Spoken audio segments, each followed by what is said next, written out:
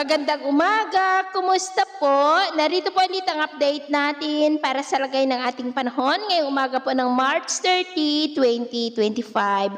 Sa ngayon po ay bumaba na ang mahinang bugso ng hanging amihan o yung tinatawag natin na northeasterly surface wind flow at umaabot na hanggang dito po sa northern Luzon habang mayroon pong shear line na nag-i-extend ngayon dyan sa may Bicol region at easterlies ang umiiral sa may Visayas at Mindanao. At sa ating naman pong long range forecast ay wala naman pong namamataan na bagyo na tatawid sa ating kalupaan for the next 2 weeks pero hindi pa rin inaalis ang posibilidad na may mabuong sama ng panahon sa malapit sa ating bansa at ang development ng mayan ang atin pong babantayan. At sa lagay ng ating panahon, ngayong madaling araw ay maayos ang panahon sa malaking bahagi ng ating bansa pero may tsansa po ng mga isolated rains sa ilang bahagi ng Cagayan, Quezon, Lobo, Bicol Region, Calapan, Marinduque, Romblon, Northern Palawan, Eastern Samar, Leyte, Dinagat Island, Davao, Zamboanga, Basilan,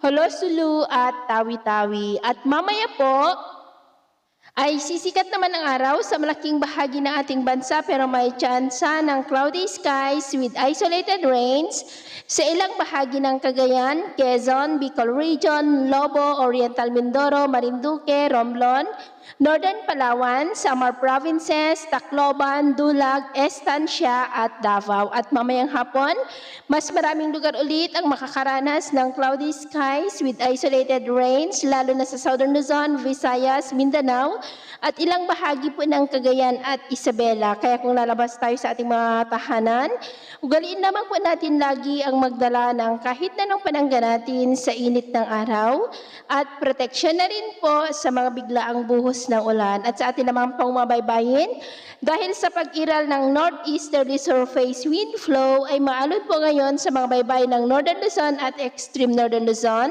Ng mga alon po ay aabot hanggang sa 1.5 to 3 meters height kaya hanggat maaari ay iwasan na po muna natin ang papalaot dyan sa mga may kulay pula para mas makaiwas sa mga sakunang pangkaragatan. So ito ang latest update natin sa araw na ito at ako po muli si James na nagsasabing sa kahit anong pagsubok po na darating sa ating buhay, huwag po tayong mawawalan ng pag-asa. Thank you and God bless!